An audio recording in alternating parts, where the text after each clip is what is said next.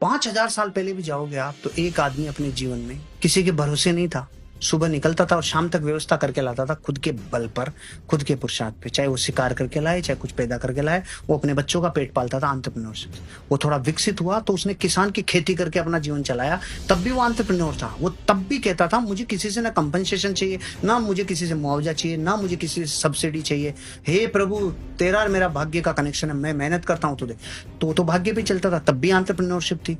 अगर इस भारत के असली बीज को देखें तो एंटरप्रेन्योरशिप ही थी। ये पूरे विश्व को व्यापार देता था। यहाँ का हर व्यक्ति लोगों को रोजगार क्रिएट करता था। लेकिन जब से मेकाले आया और एक शिक्षा का मॉडल बना और उस मॉडल से जो खेप निकलने लगी, इसने इस देश की विचार शक्ति को खत्म किया है कि एक विचार मूर्त रूप ले सकता है क्या, एक विचार प्रोडक्ट में कन्वर्ट हो सकता है क्या, एक विचार सर्विस में कन्वर्ट हो सकता है, एक विचार प्रॉब्लम सॉल्विंग में कन्वर्ट हो सकता है क्या।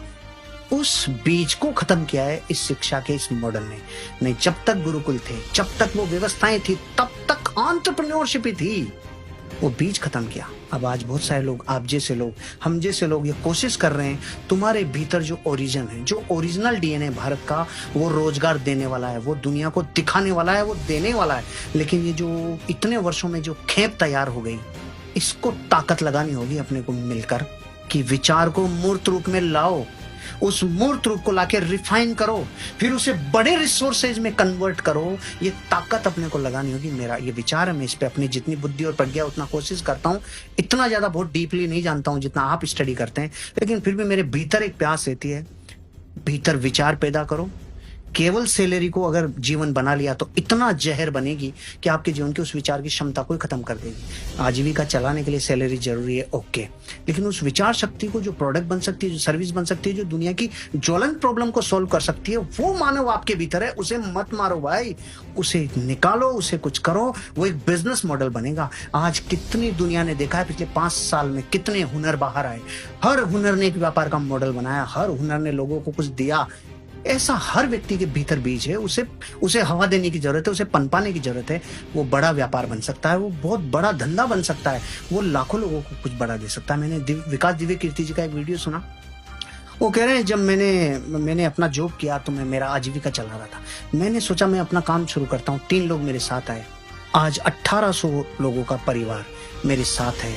मुझे इस बात की खुशी है कि मेरा वो एक निर्णय, सैलरी छोड़ा और मैंने विचार को मूर्त रूप दिया।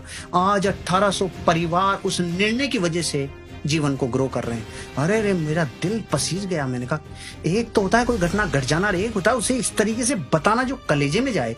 मुझे बहुत खुशी। एंटरप्रेन्योरशिप मेरे जीवन का मिशन है। मेरे जीवन में जितना मेरे में अपना बुद्धि बल है, मैं कोशिश करता हूँ ऐसे लोगों को मोटिवेट कर सकूं, उनके जीवन में और कुछ हिस्सों को नहीं तो कुछ ऐसे हिस्से जो ऊर्जा ही दे दें, मैं उनको तो डेवलप कर सकूं। ऐसा मैं प्रयास करता हूँ। होना ही चाहिए। मेरे बच्चों की शिक्षा के ऊपर कभी ध्यान नहीं दिया। उनको वो इतने मस्त हैं कि पापा हमारे 90 आ रहे हैं, 93 आ रहे हैं, 95 आ रहे हैं, खुश ही नहीं होते। मैंने कहा बेटा, खुश नहीं होता है नहीं है, कभी जीवन में फेल भी हुए तो मैं दुखी भी नहीं होऊंगा। तुम्हारे भीतर जो पुरुषार्थ है वो ही तुम्हें आगे लेके जाएगा।